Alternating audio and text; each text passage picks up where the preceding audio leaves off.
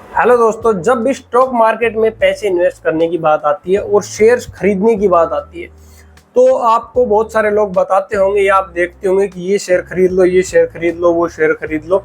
लेकिन मैं आज आपको इस वीडियो में बताऊंगा कि कौन से शेयर आपको नहीं खरीदने हैं, क्योंकि कौन से खरीदने हैं इससे भी ज़्यादा इम्पोर्टेंट है कि कौन से नहीं खरीदने हैं। क्योंकि अगर आपने जो शेयर नहीं खरीदने हैं और वो खरीद लिए तो फिर आप ऐसे जाल में फंस जाओगे कि आपका पैसा डूब जाएगा। जो बोलते हैं ना कि भाई ये कंपनी तो बर्बाद हो गई, कंगाल हो गई।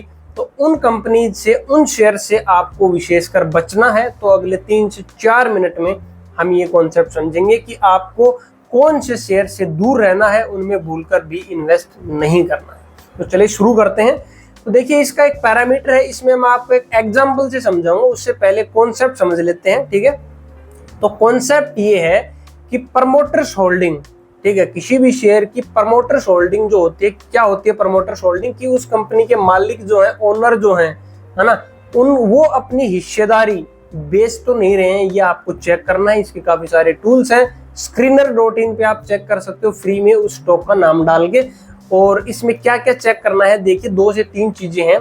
पहला है promoters holding, year on year आप चेक करोगे कि पिछले 4-5 सालों में विशेषकर कि क्या प्रमोटर्स अपनी हिस्सेदारी बेच रहे हैं। मान लो अभी 2024 है, तो मान लो 2019-20 के आसपास किसी कंपनी की प्रमोटर्स होल्डिंग थी 50% और वो धीरे धीरे कम होती गई और अब वो आ गई 40%। तो मतलब क्या हुआ कि पिछले सालों में कंपनी के जो मालिक हैं वो लगातार अपनी हिस्सेदारी बेच रहे हैं। तो भाई देखो, इसका सिंपल सा फंडा है, जब कंपनी के मालिक को खुद अपनी कंपनी पे भरोसा नहीं है, वो धीरे धीरे अपना स्टेक बेच रहे हैं, तो तुम क्यों पंगा ले रहे हो? तुम उसमें मत घुसो मेरे भाई, ठीक है।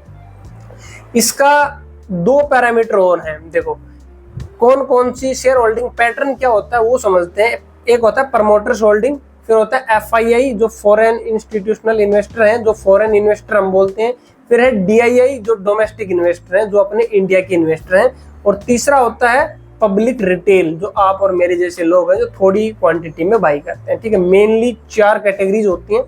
तो अब देखो, प्रमोटर्स होल्डिंग या तो स्टेबल होनी चाहिए या इंक्रीज होनी चाहिए। कम हो रही है तो आपको रुकना है, वहां पे चेक करना है। क्या चेक करना है? दूसरा स्टेप बताता हूं कि अगर ऐसा है कि भाई 50% से 40% हो गई, लेकिन FII की जो है वो 10% बढ़ गई, मतलब कि प्रमोटर्स ने बेचा और FII या DII ने खरीद लिया, तो चलो ठीक है, कोई ज्यादा बड़ी दिक्कत नहीं है। वो भी एक थोड़ी अमाउंट, भाई 2-4-5% तक चलता है।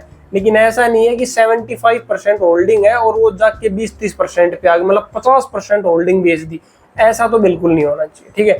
2-4-5% है और वो भी अगर FII या DII ने खरीद दी है तो ठीक है, कोई दिक्कत नहीं है। लेकिन अगर प्रमोटर्स की होल्डिंग पब्लिक खरीद रही है, रिटेल, तो दिक्कत है। तो वहां पे आपको एक्टिव हो जाना है कि भाई साहब अब गड़बड़ है, अब यहाँ पे नहीं घुसना है, ठीक है।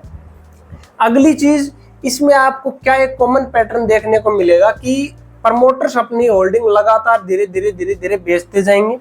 कहीं ना कहीं FII और DII की होल्डिंग भी आपको या तो धीरे धीरे कम होती मिलेगी या फिर जितनी 5-7% है उतनी ही मिलेगी, ज्यादा उसमें आपको ग्रोथ नहीं मिलेगी।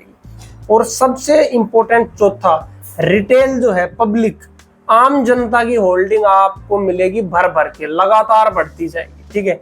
ये एक इम्पोर्टेंट साइन है, इम्पोर्टेंट संकेत है इस बात का कि ये कंपनी आगे चल के बहुत बड़ा जो है इसमें झोल होने वाला है। रिस्क सबसे ज्यादा इसमें होता है। अब मैं आपको एक एग्जांपल दिखाता हूँ, ठीक है, कि कैसे ये एग्जैक्टली हुआ है इस कंपनी में।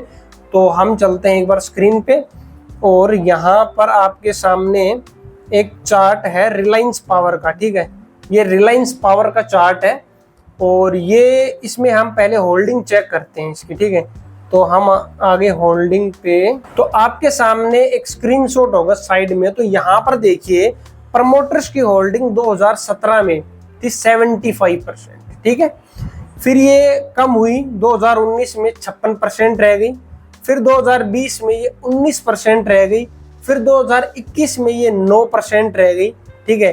2021 तक लगातार जो है इस कंपनी ने अपनी सारी होल्डिंग बेच दी, ठीक है। और FII की देखोगे तो ये थोड़ी थोड़ी हल्की हल्की बढ़ी है, DII की भी 1-2% बढ़ी है। लेकिन पब्लिक की देखो, 13% थी पब्लिक की 2017 में, और ये 2020 तक हो गए 68%। मतलब कि मोस्टली जो हिस्सेदारी थी वो पब्लिक ने खरीद ली। और इस टाइमिंग पे इस शेयर का क्या बुरा हाल था वो आप देखो, तो आपके सामने इसका चार्ट होगा, देखो, है ना। तो 2020 में आप देखो ये 2, 3, 4 रुपए का शेयर रह गया था, जो कि 2017 में 40-50 रुपए का शेयर हुआ करता था। ठीक है, तो ये हालात होने हैं इसके। अब वापिस से शेयर थोड़ा थोड़ा रिकवर कर रहा है, और इसी के साथ आप इसकी प्रमोटर्स होल्डिंग देखो अभी फिर से 2020 के 21 के बाद देखो 2022 में कंपनी ने 9% से और 25% आई। ठीक है, फिर से थोड़ा स्टेक बाई किया वापिस, फिर 2023 में सेम रहा, 24 में भी सेम रहा, मतलब थोड़ा थोड़ा कम हुआ, स्टेबल है, लेकिन पिछले 3 साल से 24-23% ही है। लेकिन कहाँ 75% था और कहाँ पे ये 24 है, तो इस चीज को आप समझो। ठीक है, तो ये बड़ी काम की चीज है समझने वाली। कोई भी स्टॉक आप लेते हो तो ये चीज जरूर चेक करना। मेरे भाई की भी जो कंपनी के मालिक है, प्रमोटर्स हैं, कहीं वो बेच के भाग तो नहीं रहे हैं, क्योंकि कोई भी कंपनी बैंकरप्ट जो बोलते हैं, ठीक है, कंगाल जो बोलते हैं, वो तभी होती है जब मालिक अपनी हिस्सेदारी धीरे धीरे करके सारी बेच देता है और अपने पैसे लेके निकल लेता है, और आम जनता उसमें फंस जाती है। तो आपको इस बात का विशेष ध्यान रखना है। ये शेयर होल्डिंग पैटर्न आपको जरूर चेक करना है कि प्रमोटर्स पिछले कुछ सालों में कहीं अपनी हिस्सेदारी बेच तो नहीं रहे हैं और रिटेल कहीं खरीद तो नहीं रहे हैं, क्योंकि रिटेल सबसे मूर्ख आदमी है। आप और मैं सबसे मूर्ख हैं।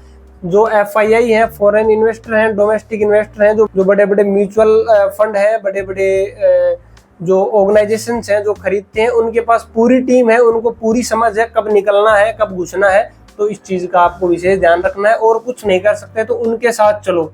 जब वो निकल रहे हैं तो भाई तुम भी निकल लो टाइम से। ठीक है, सबसे आसान तरीका है। तो आई होप आपको वीडियो पसंद आई होगी।